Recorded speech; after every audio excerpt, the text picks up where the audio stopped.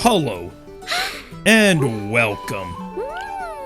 Spring 2024 had some anime. Here's some of them. Mushoku Tensei Season 2 continues and is still a masterpiece. Mushoku Tensei is legitimately one of my favorite anime ever, and for all of you who are saying that Season 2 didn't have enough turning points or hype moments so far with what aired last year, how do you feel about it now? Mushoku Tensei may have finally gotten back to the action and adventure, but that's not the only part of the series. And I've loved the episodes we've had focusing on the university and all of the characters we've gotten to know there. Like Cliff. Man, I love this guy. He should be named Daniel because he's a rad Cliff. That being said, whether Mushoku Tensei focuses on the slow life of Rudy forming his own family and spending life at the university, or on the adventure and world building, I'm still going to be captivated every time. I'm pretty sure we're going to get a lot more Mushoku Tensei in the future, and each time I'm willing to keep putting it where it belongs, in this tier list. In fact, Mushoku Tensei is so good it makes me wonder why I even watch other isekai, like I was reincarnated as a 7th prince so I can take my time perfecting my magical ability. Now here's one I covered further in my isekai video, but a lot of you commented that this anime isn't actually an isekai, to which I'd say, you're right, it technically isn't, but I'd also say, does it really matter? If an anime looks like an isekai, plays out like an isekai, it's just going to end up in that part of my brain responsible for recognizing isekai. Also, in my recent isekai video, I got a whole bunch of comments telling me about how great the manga art is, so I flew all the way to Japan just to buy it to find out if that's true, and yeah, it goes pretty hard. But even for isekai standards, this anime is pretty good. Lloyd is just a fun protagonist. He doesn't even mind that he was killed by magic in his previous life. He just wants to have fun and learn as much about magic as he can in his new life. Now, I have seen how some people aren't too keen on this anime because of its character design of Lloyd and how everyone in the series thirsts after him despite how they may be related. Double cheeked up on a Thursday afternoon, hella ass, the sun is still out. But when you dive into this series, you'll realize that there's a lot of fun to be had watching. Domain expansion. This anime is so epic. S tier. A Condition Called Love is a brand new shoujo anime this season, and I thoroughly enjoyed A Sign of Affection from the winter. That anime was animated really well, had some great likable characters, and the relationship was beautiful and properly built up. A Condition Called Love, on the other hand, is not as good. She hands him an umbrella and he dedicates his life to her like he's in a survey corps. Enemy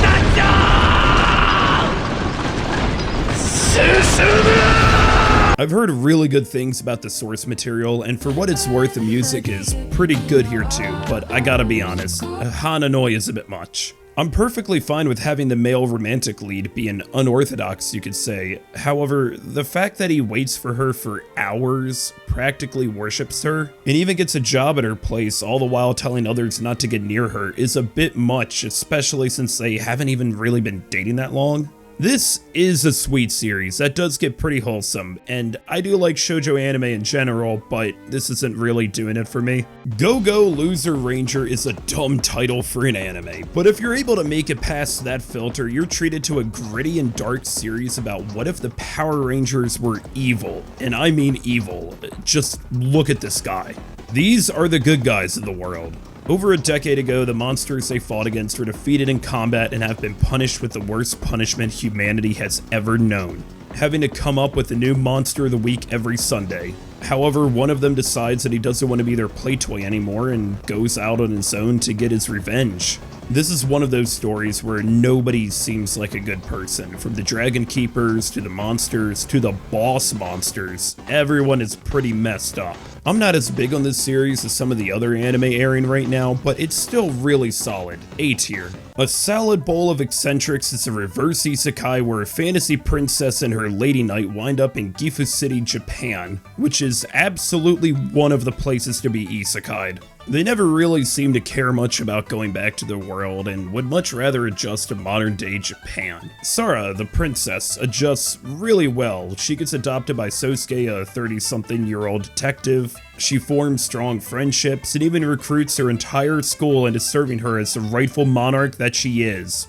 She also gets super into Detective Conan, which might seem like a bit of a stretch if you aren't familiar with the series. But I've been to Japan and Detective Conan is everywhere. Like Demon Slayer levels of big. One of the funniest parts of the show is just how outlandish the premise is. Imagine if a Japanese guy was obsessed with Harry Potter and decided to move to Columbus, Ohio. That's basically this anime. Every episode is a fun ride and everyone in this anime is super entertaining. A tier. And it would probably be the funniest anime of this season if not for Konosuba Season 3. Finally, after 7 years, we get another season of this wonderful anime. And even for Konosuba standards, this season is excellent.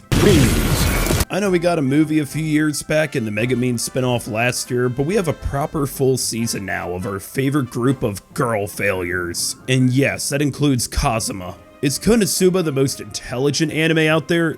Hell no, of course not. Please. But it may just be the funniest. Please.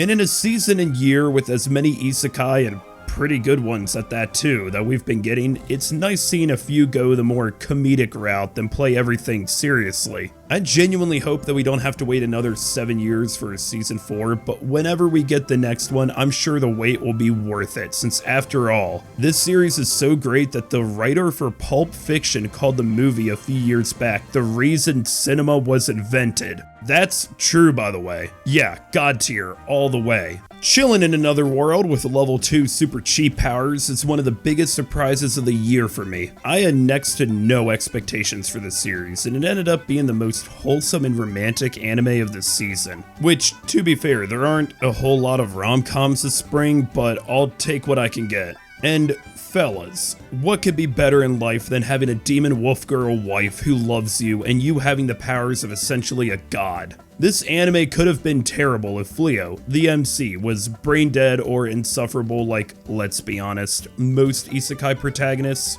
But he's a genuinely great guy who just wants to enjoy life with his wife, friends, and the Demon Lord, who's actually a cool guy. If slow life isekai or fantasy are going to be a trend, then I'm glad we've had some really good ones this year already. I would put this anime into S tier, but the main couple haven't had sex yet, so A tier, but this anime is still really cute. Okay, update while editing, that last part is now outdated, but I'm gonna keep it in A tier. Earlier in the year, we had Shangri-La Frontier, and now we've got a new VR MMO anime with The New Gate, and hey, more like Shangri-La bottom tier. This anime is actually not too bad. Now, don't get me wrong, it has without a doubt the worst animation quality of any anime I'm currently watching, but not the worst of the season. However, I still find this anime pretty entertaining. Message for you, son. This series is based around a VR MMO named The New Gate, which was the hottest game around before it trapped its players in a death game. However, throughout the course of the anime, I keep having doubts that this really was the best MMO when it was playable. In order for a side character to learn a new skill, she has to endlessly grind with the help of others for hours, which actually makes this like every other MMO. Plus, the original final boss was killed by just one guy. But if you ask most gamers, I'm sure they really wouldn't mind permadeath in games being carried over to real life.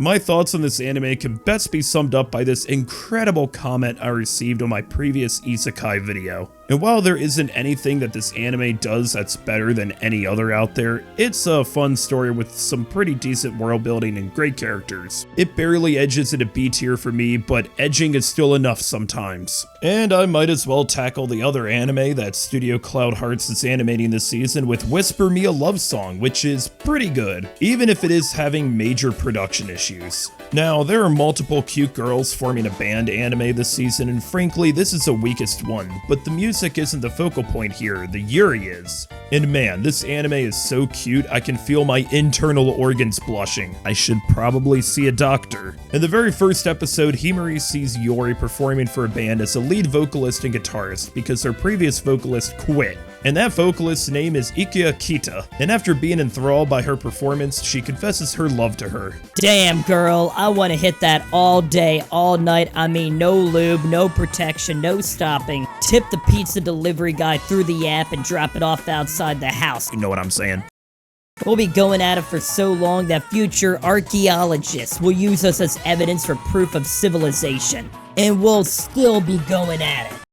When we're done, you'll only know 2 words. My first name and my last name.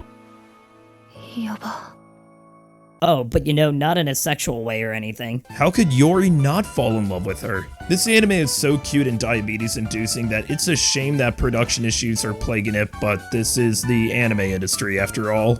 Demon Slayer Hashira Training Arc is an anime you're already watching, which is exactly what I said last year. Because seriously, how many people are watching this video and not watching Demon Slayer? If you've watched anime in the past 5 years, chances are you've watched Demon Slayer. Demon Slayer is so big and monolithic that what's there even for me to discuss? Japan's economy runs off of Demon Slayer, though not enough lately. Me talking about why Demon Slayer is good is like a movie critic telling you why The Lord of the Rings is good. It's Demon Slayer, it's high quality. Demon Slayer is going into the Demon Slayer tier. Delicious in Dungeon is another anime that you're probably already watching because it's really good. I enjoyed the beginning of the series just fine, but as the series progressed, it has had some of the best world building and character development of the year. This is an anime that appeared at the start as a dumb fantasy anime that was a cooking anime in disguise, only to reveal that it was actually a really good fantasy anime in disguise the entire time. If this was a cake, it would be layered. If this was a dragon, it would be layered. Everything that happens in this series just makes sense. Why monsters behave the way they are and why every part of the dungeon is the way it is so fleshed out, like the meals they're cooking. I was worried at the beginning that I would get a bit tired of this, but no, I've never gotten off of Senshi's wild ride since it started. And speaking of which, it's amazing how in a series with as many banging character designs for the female characters that the person who gets eluded the most is the dwarf.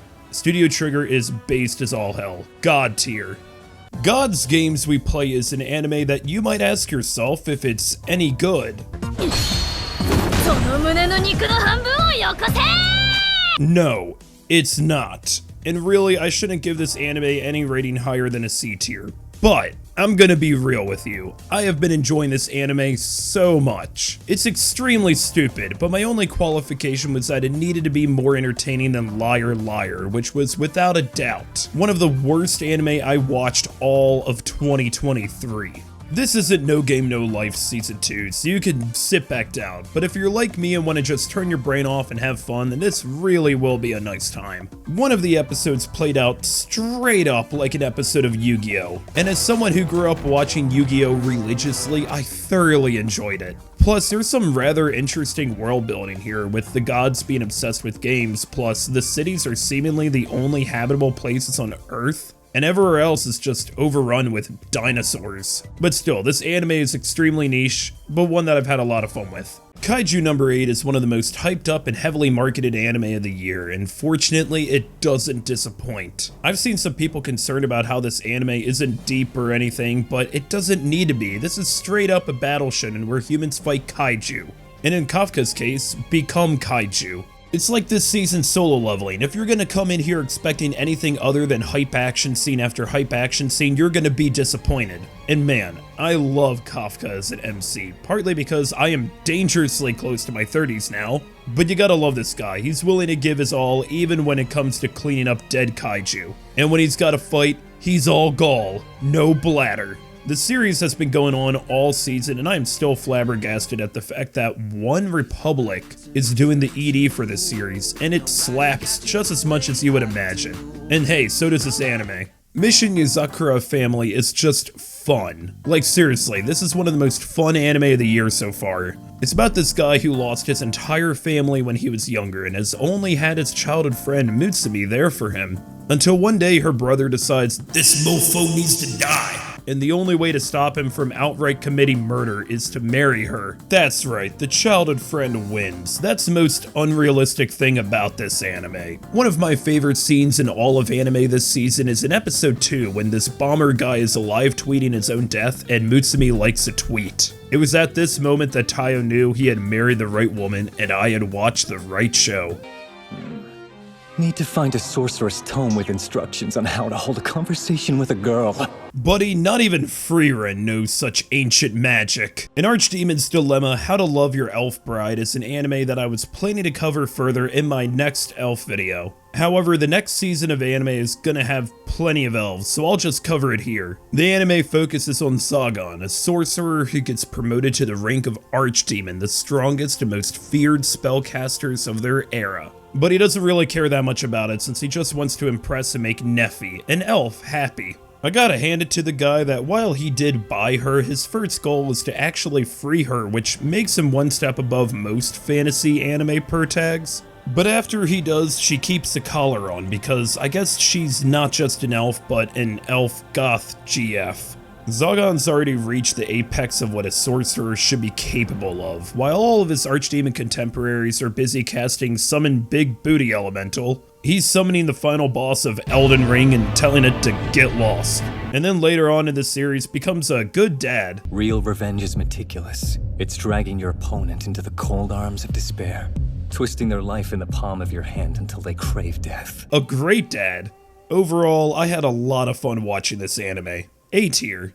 Mysterious Disappearances is an anime you're looking forward to because you're interested in mysteries or two other things. Hey, if she works in a bookstore, it'd make sense why she's so booksome. Now, in my spring preview video, I mentioned I was looking forward to another horror anime since we haven't had any after Dark Gathering ended, but this really isn't. Don't get me wrong, there are some creepy moments, but overall this tends to be more slice of life than horror, while still focusing on the mysteries. This is a bit of a slow burn, and to be honest, I don't think it's for everyone. The pacing is a bit awkward at times, and it's hard to tell which direction the show is going to go into. However, episode 9 was legitimately fantastic, and if you enjoyed the first episode, you'd probably like the rest of the series. Spice and Wolf is so good. Now, I have two confessions to make. One is that I didn't actually watch the original Spice and Wolf. I wasn't watching a whole lot of anime at that time. And two, I got a C in my economics class in college, so I understand economics as much as most people do, which is not at all. That being said, does that take away my enjoyment from this series? Hell no. The author of the series, Isuna Hasekura, knows that you can't just sell an anime on medieval economics alone, you need a cute wolf girl to go along with, and man, now I know why Hollow was such a celebrated and beloved waifu for so long. I'd say she carries this anime, but it's Lawrence who carries her in his cart. These two have the perfect chemistry together, and make great business partners too. This anime is carrying into the summer as well, and Passion has been delivering big time with it so far. S tier for sure. Oh, and by the way, I didn't fly all the way to Japan just for 7th Prince. I also got the first volume of Spice and Wolf 2 and a few others. Unnamed Memory. Okay, a few years ago I watched this movie named Vice about Dick Cheney, and I wouldn't recommend the film. It has some of the worst editing I've ever seen. But the reason I bring it up is because there's one part where George Bush is asking Dick Cheney to be his vice president, even though Mr. Dick would rather help him find one. So imagine if instead George W. Bush said to him, "Mr. Cheney, I want to impregnate you." That's this anime. Oscar is a prince cursed without ever having an heir unless he finds a woman who is magical enough to bear his children. He ascends to the top of a tower to meet Tanasha, the witch of Azor Moon, and asks her to marry him. Like, a lot. Practically every episode. Now, I had high hopes for this anime, and the first 2 episodes were excellent, especially the first.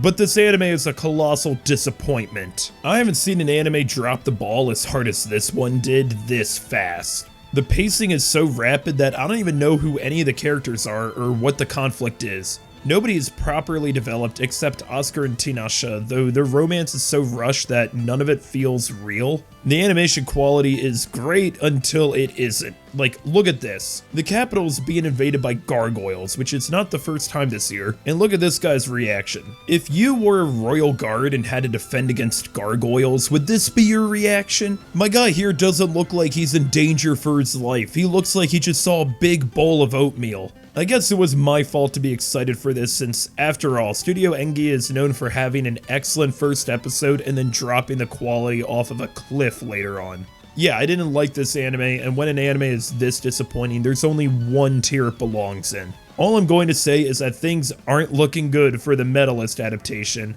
It's skating on thin ice here.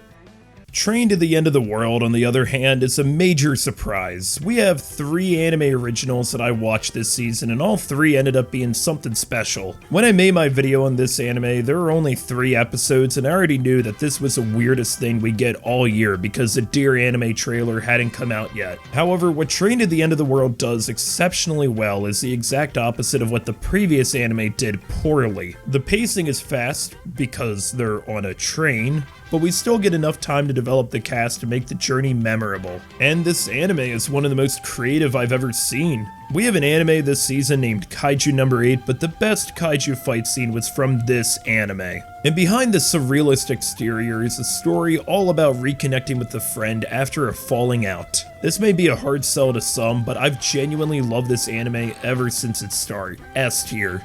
What am I supposed to do all day while you're at school? I don't know. What do you normally do when I'm gone? Wait for you to get back. Studio apartment, good lighting, Angel included is an awkward title for a decent anime. The definition of decent. There's nothing here that'll blow you away, but it's still an enjoyable watch. Shintaro is just another high school student who already has an overworking job preparing him to become an isekai protagonist later in life. However, he ends up having his own supernatural harem. You've got Toa, the main girl, an angel, who came down from heaven and decides that Shintaro's apartment is just the coolest place ever, and lives with him, and alongside her, you've got a Yukiona, a vampire, a kappa, and a childhood friend, so you know that she isn't going to win. Unless Shintaro becomes a spy. This is just a wholesome feel-good anime. Nothing wrong with it, nothing that'll make you shit yourself with excitement, but I enjoyed watching it enough. Windbreaker is a new Cloverworks anime, and it reminds me a lot of some of the shonen anime that I grew up watching, because it's all about fighting.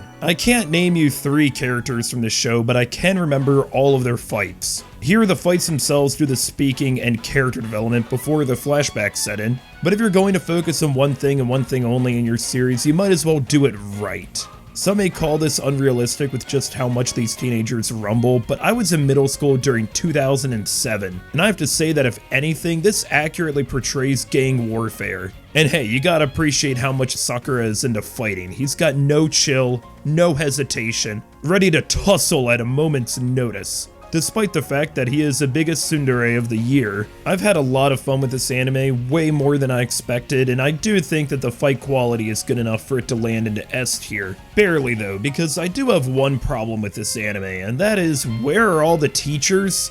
Like, everyone's in a high school, but the students run the high school themselves, and they don't seem to have any classes or faculty here.